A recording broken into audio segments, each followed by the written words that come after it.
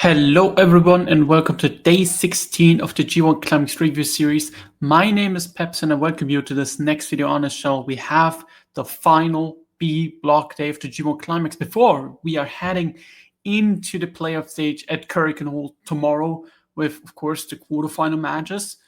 I would just say we jump straight into the four matches we have today in the B block. We have Shingo Takagi versus Julon Maloney. Both are 8 points. Julon needs to win to have a chance to advance via tiebreakers. Then we have Zack Sabre Jr. at 12 points facing off against Yoshihashi at 8.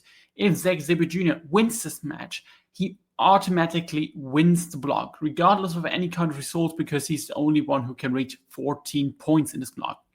Then we have Grado at 8 points facing off against Shota Umino at 10 points. Umino advances to the playoff stage if he wins this match. Grado is already being eliminated due to this tiebreakers not being good. In the main event, Narita faces off against Konosuke Takeshita, with the winner of the match advancing automatically to the groups to playoff stage. Meanwhile, the loser is likely going to be eliminated. And with that, I would just say we jump straight into the first match with Shingo Takagi at 8 points facing off against Julon Maloney at 8 points. Like I said, Julon needs to win this match. And this match has kind of some history to it. It's the third match between those two in 2025, as Julon Maloney won their first match back in New Beginning in Osaka. That was his heavyweight singles debut, a shocking win back then with the former IWGP World Heavyweight Champion. Meanwhile, the Dragon Shingo Takagi won the New Japan quarterfinals match in the New Japan Cup to tie the series 1-1. Now they are having the final match of the Decided Trilogy for this year. And it's sort of exactly how we kind of want every Julon match to start with, just straight up going at each other at a high speed and no breaks. Like they went to the outside pretty quickly, even though they finished off way quicker than normally. Because normal New Japan matches, when they go to the outside, they stay there for like 2 minutes or so. Meanwhile, they just rushed through that, went to the ring and picked up the pace there as well. Like 5 minutes in, we had an insane superplex of Shingo Takagi that I really liked. And they just brought around, hit each other with good forearms. I still feel like Julon Maloney's forearms and elbows are not that good, and he needs to improve them, especially if he wants to keep the never style. But Shingo's, of course, were on point like always. At the around 10-minute mark, Julon Maloney hit a pile driver as a tribute to Gabe Kidd, which is kind of silly because do we really need to do this? But I get it because Bulldogs for life and everything for a good near fall. In the end, then, after a solid enough finishing stretch with Julon Maloney trying to get in the free count, but it was Shingo Takagi who wins the match with the Last of the Dragon to get to 10 points and eliminates Julon Maloney from the G1 Climax. This match was fine. It was exactly what I want Julon to work with because he's the best at it, which is like funny enough because they are trying to get him good in everything except for this tournament so far. Like this was the first never-ish style title match that he really had in the G1, even though it's like it's clear strength. Like all of his best matches, if it's against Shingo, if it's against Tomohiro Ishii in the G1 qualifier, I think have been that style exactly for me. And they went totally different with him in the G1 so far, and I totally get it. Like, because he needs to get better at stuff outside of the very simple stuff, especially if he wants to improve. Like, if he just wants to move above the never ceiling that he has currently right now. But I thought this match was fine. I just am not really feeling much of the never style these days anymore, except it's like a near classic because we have seen it so many times. It just feels like the same most of the time, in my opinion. But for Julon, it's likely the best because he's just not the guy to work these slow burn 50-minute matches. He needs just all the action, no breaks, and that was exactly that. So I'm happy with that. Julon's first G1 was fine. He had a good scoring, and that's the most important part for him. I think it's established him well as a mid-carder in the G1. Meanwhile, Shingo started off really weird with this losing streak, and then in the end got 10 points to score at least positive. His G1 was fine in terms of his match output. I don't think it was like outside of the Takeshita match, which is possibly the best match of the tournament, and possibly will be by the end of the tournament, I don't think he had like a G1 that will be remembered outside of certain moments. Then we go on to a wrestler whose G1 will be remembered as one of the best G1 runs in the last 5 years, and that is Zack Sabre Jr., who enters the match against Yoshihashi at 12 points. If he wins this match, he is through as the number 1 spot into the semifinals. And before this match, I had the idea of Yoshihashi just beating Zack Sabre Jr. and challenging him for the IWGP World Championship in Kobe or wherever they are holding a big tour after GG1. Just would fill me with such a joy that I rooted for Yoshihashi in this match. And well, it didn't work out that well. But the match was fantastic to take that away, because it was a very typical Yoshihashi match from there, with Zack being this dickish bully while Yoshihashi tries to fight back as he was getting destroyed by the IWGP World Champion at every opportunity. Like, it was worked super beat. Yoshihashi is such a good underdog. What he does in the ring, how he captures the crowd with his emotions, is just something else. And I'm glad he was in the G1 Climax, even though it wasn't like that he was like in important spots or anything. Meanwhile, Zack Sabre Jr., I have gave him a lot of shit, especially in my first video, that I don't think he is like a world champion caliber. And I still think that because the numbers back it up. But this guy, and he showed that in this tournament, especially once again in this match, he's one of the best wrestlers in the world. If not, it's based on like his momentum and based off his August, based off his like last 2 months ever since he won a belt. You can easily make an argument even that he is the best wrestler in the world right now. This guy is phenomenal. And we show that in this match as well. Yoshihashi got a few comeback spots in before Zack Sabre Jr., of course, shifted the momentum again with the Zack Drive out of nowhere, which he did pretty much in every match. And then we had so awesome struggles around the submissions.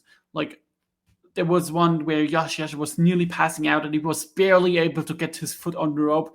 Then he tried to play up the Godo's stuff. And I feel like compared to the tribute that Julon Maloney did with Gabe Kidd with the power drive, this one worked much, much better. Because, of course, Zack Sabre Jr. took out Hiroki Godo in kayfabe and injured him in their match. Yoshihashi then hit an Ushigoroshi that was like to a great full up by a Swanton bomb and everything.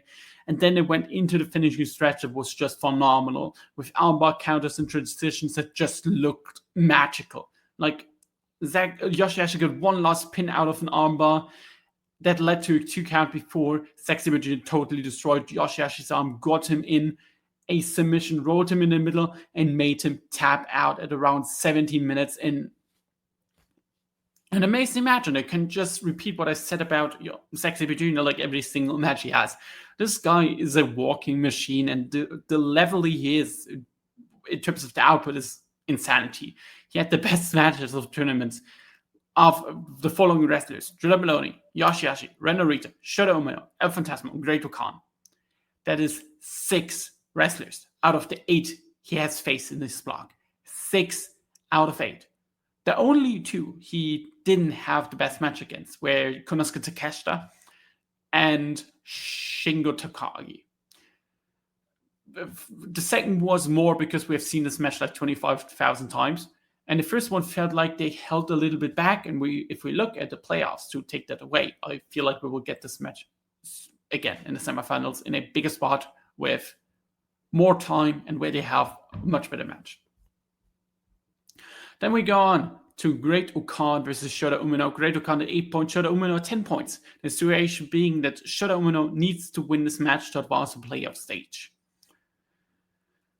Well, this was exhausting to watch. Grado was like the wrestler that started a second chapter by defeating Shota Umino, make him go bold. So pretty much there has been a lot of history in this match. And I just don't think they have the chemistry, nor the interest or into wrestling each other to make this a storyline that actually works. They try their hardest, well, not really the try hardest, but the booking tries the hardest to make this legitimately fit. But I don't think the wrestler care. Like, the most interesting part about this entire match was Shingo Takagi tweeting mid-match, where he was like asking, yeah, what is the way that I can advance out of this? Like, he hoped for double count and everything. Like, it wouldn't have helped, but it was much entertaining anything in this match.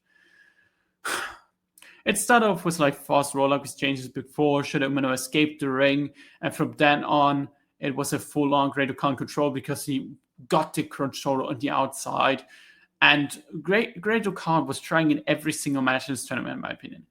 The performance he had against the big ones like Takeshita, against the Shingo Takagi, against the Zack Sabre Jr. were all great. Even against Ren Narita, he really tried to make this good. Except for against Shota Umino. And I'm baffled by that because I don't know why he's just not. Like, I don't know if it's the chemistry, if it's like some personal issues between them, but it's clear, very much clear, that Grado Khan had like no interest in this match. It's baffling, in my opinion. It's just baffling. Well, anyway, Shota Umino in the end wins with the second chapter to advance to the next stage. Is the second one to qualify from this block in a boring match, in my opinion. Like, they did random bad one count spots out of nowhere for absolutely no reason. The crowd did not give a damn about them. Like, the crowd was really loud for like everything except for this match. They need to keep them away. Like, I feel like this is a story, or this is a rivalry that is just not working, personally. But that is just me. Then we go on to the main event of the show, and we have Ren Narita versus Konosuke Takeshita, both at 10 points, and the situation just is the winner goes through, while the loser is out of the G1 Climax. A must-win match for both. And the stakes couldn't have been higher, and it didn't feel like it. To start off with that, it didn't feel like a block decider. I don't know why. I don't know really. Man, I don't know. It was really weird. And it started off right at the beginning because Konosuke Takeshita made his entrance and Dick Togo and Don Farley interfered right into gate, like out of the gate. Farley hit a lariat and Takeshita landed to the face with fans on the fans, which was kind of funny. But I don't get at all why you need Dick Togo and Farley in this. Like, Kanemaru was already enough. There was too much. And now we have 3 interfering for Ren Narita's match. Ren started to control the match to the outside in this typical leg work, and from that moment on, I knew won't be a good fan because I knew it's going to be House of Torture bullshit, and Takeshita will somehow overcome it in the end. And it's just not needed. But I've complained myself about House of Torture too many times to really care about at this point, at least in this tournament. Whenever they were actually wrestled, and it did between the middle stretches and towards the end, it was actually good. Like, it really picked up in terms of like straight up in-ring work once Dick Togo got chased out by Rocky Romero and the Young Lions were getting rid of Don Farley.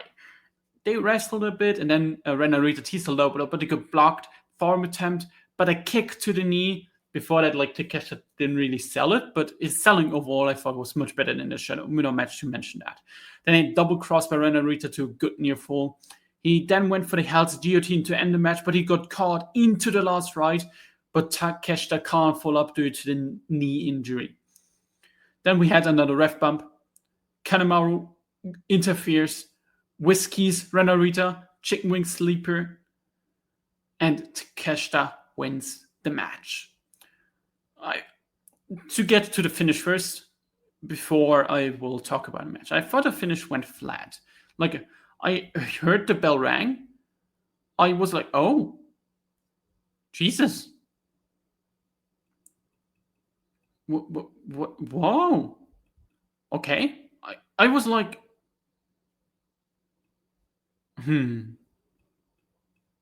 I was like, because normally this would have been the spot where like Kanemaru was ringing the bell, and I expected that Kanemaru rings the bell, Takeshita takes him out one more time, and then he finishes off Narita. But instead, it just did nothing. Like it just ended. I was confused for a second. The crowd as well. They didn't really react to it, but I'm just into House of Torture. Like I'm just too known to House of Torture bullshit that I just expect worse always. But the finish was okay. If we take away my confusion for a second, the match itself was okay. It was in heel versus outsider played face, and while it worked and Takeshita was like really over with the crowd, it's like in my opinion, the second main event match in the B block in a row that was just whatever. Like it was not worth for a tournament decider where the winner goes through, even though I was likely a bit higher in it than the others. Like Takeshita's performance in this was like really good. He showed the fight he needed, got the crowd into it, and while his selling was like not always perfect, it was much better against Shota Umino. And the drama on top that Takeshita vs Narita was a rematch from last year's G1 Climax in the exact same position as last year's G1 had me a bit worried that Narita was going through. But they chose the right winner and the right finish with Takeshita beating him, overcoming all the odds and advancing, because 2 House of Torture members would have been way too much. With that, we have the following playoff scenarios. We have Shota Umino facing against Yota Tsuji and Konosuke Takeshita against David Finlay tomorrow at the show. But before I dive into the 2 matches and the stats, I will quickly talk about the day as a show. I thought this was a weak show. It had, in my opinion, one great match, which was Yoshihashi vs Zack Sabre Jr., but it didn't feel like there was like any excitement, because most matches just didn't really matter. Like Shingo vs Julon was the typical, okay, we are spoiling them, and Shota Umino vs Grado never reached like the heights and the excitement it should have, because Grado was already eliminated, and it was pretty obvious that Shingo is going to win the match, because that Shota is going to win the match, because otherwise Takeshita and Narita both basically would have been through in that kind of scenario. So, like, at least if Narita lost. So for that, Shota Umino needed to win, so there was no excitement there. And the shootout between Narita and Konosuke Takeshita was like a solid enough match, but like not B block decider worthy. Overall, I thought both final days of the block were like really unexciting and like really easy to look at, because you easily figured out what they were going to do. And I don't think the matches in general, the deciding matches outside of like Finlay versus Yuya, I don't count Zack versus Yoshihashi in, because it had like no factor outside of, okay, will Zack finish first or second or third? So pretty much that. Like none of the deciders outside of Finlay versus Yuya really delivered to me. So there's that. Going to the playoffs parts, we have, of course, Shota Umino versus Yota Tsuji on the one side, the winners facing Evil. And it's the first singles match in over 2 years between those two, and it will likely main event tomorrow's show. Like either winning wouldn't surprise me. What like really speaks against the Shota Umino win is that Tsuji has a legitimately reason to face all 3 guys on the other player's side in the final. Because Evil is not making the final. We don't need to worry about it. Trust me here. Like, Tsuji versus Finlay would be, of course, a rematch from the Hurricane Hall match, as well as the big feud that Tsuji had. Takeshita versus Tsuji. Do I need to explain that? And Zack versus Tsuji as well would make sense, even though they are not going to put the world champion into the final. Meanwhile, Shota Umino, of course, the situation here just is that on the other side, it only makes sense for him really to face Finlay, because he beat Zack in the tournament as well as Takeshita. So if Umino likely makes the final, and that is the thing here about this, like if Umino makes the final and loses, I feel like if the winner comes from the other side, so Takeshita or Finlay, I believe in Umino finals much more likely. Like that is the only reason why Umino would likely win. If, and it's a big if Takeshita or Finlay are winning the G1. Personally, I don't see it. like, I don't see a world where Suji is not winning this tournament, and I don't see a world where he shouldn't win this tournament. And it would be typical New Japan tournament booking in the past couple of, like this year at least, because you don't make them look strong, and then randomly out of nowhere they just win everything out and just win the tournament. They did that exact same thing with Kosei Fujita before he won the Best of Super Juniors, and are teasing to do the exact same thing with Yoda Tsuji. I'm already tired of that. The winner of this match will face Evil in the Ariake Arena. Yeah, this one will definitely be the better match of the two, Tsuji versus Umino. It will main event likely tomorrow. I hope they deliver, but I'm not sure about it. Then we have on the other side with Konosuke Takeshita versus David Finlay in a rematch from last year's G1 Climax that Finlay won. And for me personally, this is the most hyped I've been in any G1 Climax match this year, maybe, because I can't see a scenario where this match isn't godly. I have not been high on Takeshita in this tournament because his performances were kind of inconsistent, in my opinion, and his matches as well. But against Finlay, of all people, who has been one of the more consistent wrestlers in the entire world, that should be the side where Takeshita shows, okay, he's just fantastic. Both here make total sense as winners. They will have an incredible match because, like I said, they are just both great when they want to be great. And on the other side, Tsuji and Umino both make sense to put them against Takeshita or Finlay, especially if Tsuji goes through. For the prediction here, I really want Finlay. I really want to say Finlay because I feel like that Takeshi's G1 has not been that good to justify a G1 Climax final, or like at least over someone like David Finlay, who in my opinion has had a better tournament. But I gotta go with Takeshita. I feel like it's a safe choice. I feel like it makes the most sense to run this one. They have protected it instead of really the match they just ran a week ago at Hurricane Hall in the same city as where the final is. The winner, of course, faces then Zack Sabre Jr., the IWGP World Heavyweight Champion, Ariake Arena in the semifinal. I would imagine that both semifinalists, Evil and Zack Sabre Jr., like both confirmed semifinalists, will lose their match there. Then we go on to the stats part real quick. We have in the B block, of course, the winners, or like the ones that are advancing, with Zack Sabre Jr. at 14 points, Shota Umino at 12, Konosuke Takeshita at B3 at 12 points. Then we have Shingo, Takagi, Reno, Narita 10, Julon, Maloney, El Fantasma, Grado, Yoshihashi all at 8, and Gabe Kidd, of course, at 0 points because he forfeited 8 out of his 9 matches. In terms of the match times, after the block stage with Konosuke Takeshita at first with 2 hours and 47 minutes and 45 seconds. Then at the second place, we have Zack Sabre Jr. with 2 hours, 32 minutes and 52 seconds. The difference here is, of course, that Zack Sabre Jr. has a match less.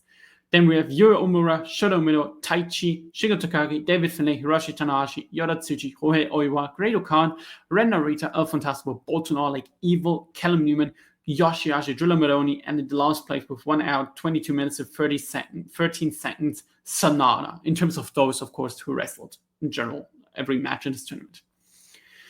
In terms of the A block and B block, with match time, the A block has a slight advantage of 6 minutes combined, but of course they have many matches less than the B block. So pretty much that just shows, okay, the B block got more time compared to the A block. You won't see that, or like the average match got more time. You won't see that in the average match time here because it counts in the Gabe Kidd matches. Otherwise, the math doesn't work.